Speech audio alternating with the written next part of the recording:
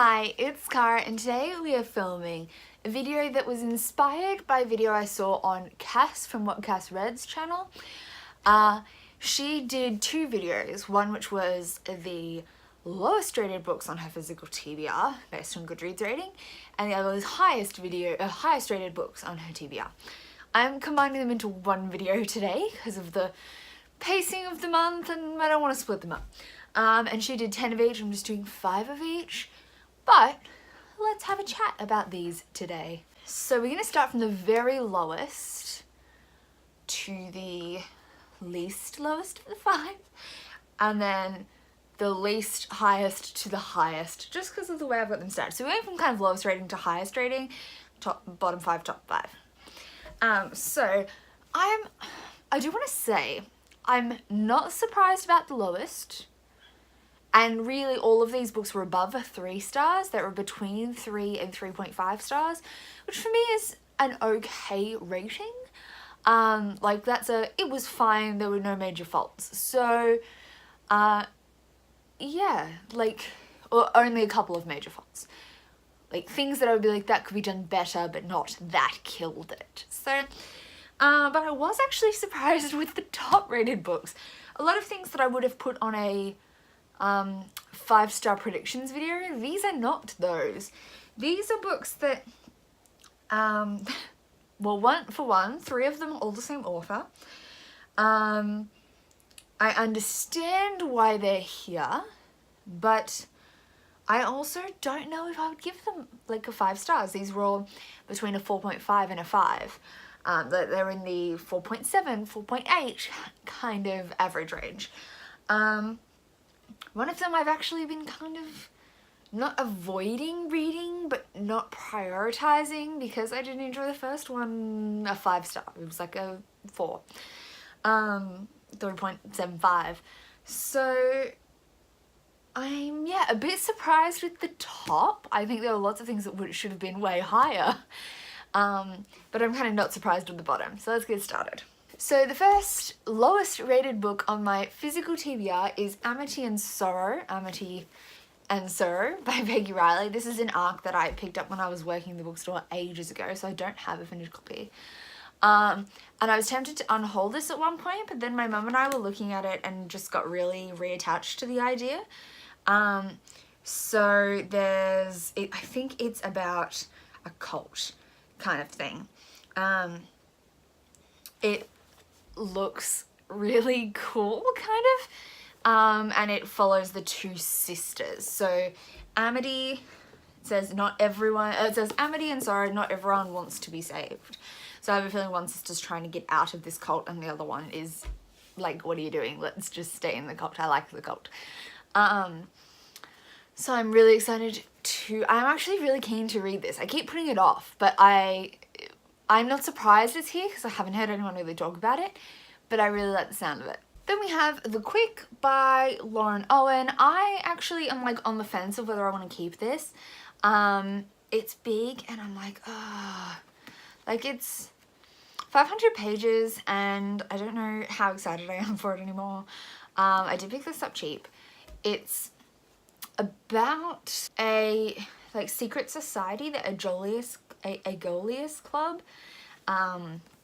some rich English men, and then remote Yorkshire.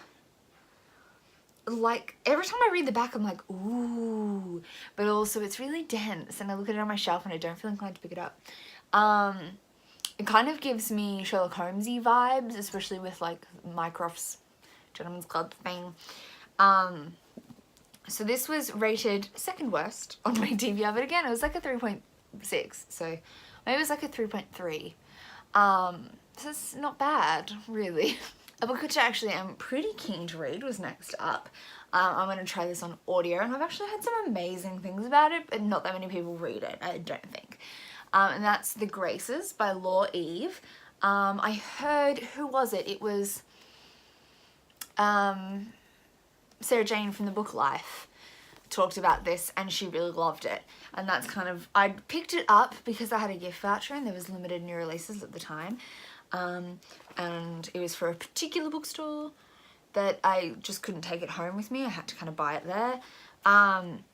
And it was really pretty, and I was like, yes, beauty, grace, oh, gorgeous. I still haven't read it yet, obviously, but I do want to pick it up really soon on audio because Sarah Jane said it was great. So a book that I do very much understand why it's here, and I keep tossing up whether I want to unhaul this series, but I then keep wanting to give it a second chance because it sounds like something that should be amazing, and I think it might be a translation issue that's the problem. And that is The Map of Time by Felix J. Palmer. This is the first in the Trilogia Victoriana, because it was originally written in Spanish, I believe, and then translated into English, which I think the translation might be part of the problem, because this, I have read maybe 150 pages of this. It's a like 450-ish page book. It's a time travel,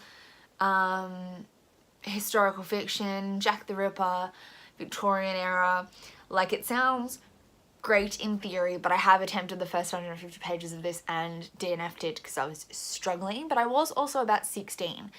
And this is obviously adult science fiction, fantasy, historical science fiction, so I have a feeling it was just really not suitable for me at the time. So I kind of want to give it another chance, and all this series have the most gorgeous covers, and I own book 2. So like, I just found it really slow, but I was also probably a bit too young for it.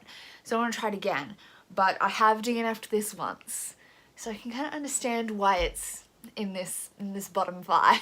And the highest of the bottom 5 is a middle grade book, which I have also read technically before, but it's back on my TBR because I read it when I was like 12, and I never finished the series. If you've watched some of my recent videos, you know that's a trend. And that is Grail Quest, The Camelot Spell by Laura Ann Gilman. This is the first book in a middle grade trilogy that follows King Arthur, Grail stuff. It's really cute. It's only like less than 300 pages and like not much words to a page. And I remember really enjoying it when I read it the first time. Again, I was 12, so we'll see how it stands up when I'm older. I definitely want to run and finish off this series. And now we're on to the top end, which is kind of a weird mix. So the lowest of the top 5 is The Hero of Ages by Brandon Sanderson. This is the 3rd book in the Mistborn trilogy. This is low-key on my March TBR, which you will have seen if you watched my last video. I'm filming it after this, but it will be up first. I have a mixed feelings when it comes to this series. I liked book 1 because I really liked Calcia. I didn't like book 2 that much because I thought it really dragged, but people say book 2 does have a slump, so maybe I'll really like book 3. I also find this series really, really hard to pick up the next one. They kind of cap themselves off really well, so I don't feel inclined to pick up the next one straight away. And although there were lots of threads left hanging at the end of book 2, it wasn't enough to like immediately draw me to pick this up. But I'm pushing myself to get through it and finish this trilogy, the original Mistborn trilogy, in March, if I get time.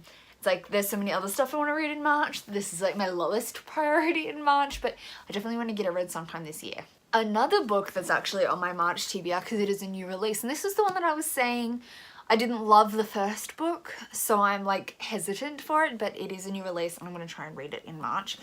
And that is The Kingdom of Copper by S.A. Chakraborty. It was like low-key on my it was on my January TBR because it came out in January. Didn't make it get read in January. I think I didn't pick it up till right near the end of the month because it was a late release. Never got around to it in February because there were other things to read. And it's getting pushed to March, and hopefully I can finish it in March. This is a big chunky chunk of a novel. It's the 2nd book in the City of Brass, the David Bad trilogy. It's a trilogy. It's 600 pages. It's a chunker. But I am kind of excited. It's about Jin and that kind of thing. And I'm yet to figure out, is this because it's the second book in the series that everyone who enjoyed City of Brass, like loved City of Brass, have read it, so love it, and the people that didn't enjoy City of Brass aren't continuing, so it bumps its rating up? Or is it just because it's new and most of the people who've gone to read it straight off the bat are the kind of people who are gonna love it? Like, is this a selection bias issue with this book? I'm not sure. Then, third highest is Percy Jackson and the Last Olympian. I don't really know why this is here. Like, yeah, everyone loves Percy Jackson, but like, I have a lot of books that people love that should be higher. Well, I don't quite know why this is here. And especially in this spot, it's a bit confusing to me. This is the last book in the Percy Jackson series, the like original 5, and it's middle grade young adult, ready to Greek gods and stuff. If you haven't heard of Percy Jackson in this area of booktube, what are you doing? I don't know. I haven't read any of this series yet because I was not the kid that read Percy Jackson, hence why this is on my TBR. Weird to me that this was so high. I just don't understand. And then the next 2 books are literally the only 2 books released in this series. And they were number 1 and number 2. Clearly I have to read this series soon, but they're so big. And that is The Way of Kings and Words of Radiance by Brandon Sanderson. Oathbringer was also right up there, but I don't actually own Oathbringer. Like, when I randomized my want to reads, Oathbringer was high up, like, there as well, but I don't own Oathbringer. So I was skipping everything that I don't own. Words of Radiance was higher than Way of Kings, for reference for people, which you would kind of expect as the series improves as they release. I have the UK small version paperbacks of these, which is why they're split into 2 books each. But when I do get around to reading them, I'm gonna read like all of that in one go. Yeah. I kind of want to read all of Brandon Sanderson's other Cosmere things before I get to these, because these are really daunting. So I'll probably read Mistborn. I think after Hero of Ages, I'll either read the second generation Mistborn, or go read Elantris and Warbreaker before I jump into these. Oh, they just look so daunting, but everyone loves them, so I guess. Anyway, those are the bottom 5 and top 5 rated books on my physical TBR. This is a fun adventure, looking into the layout of my TBR, and I am more surprised with the top books than I am with bottom books, to be honest. Like I said, these are not books I would put on a like top 5 predictions, though I guess if I think about it, I would expect to give, or hope to give, all of them 5 stars. But when I do 5-star predictions, I think of the things that I'm like really buzzy about, and I'm not really buzzy about any of these. So it's interesting. Yes, I'm confused. Anyway, thank you for watching this video, and I'll see you soon with another one. Thanks. Bye.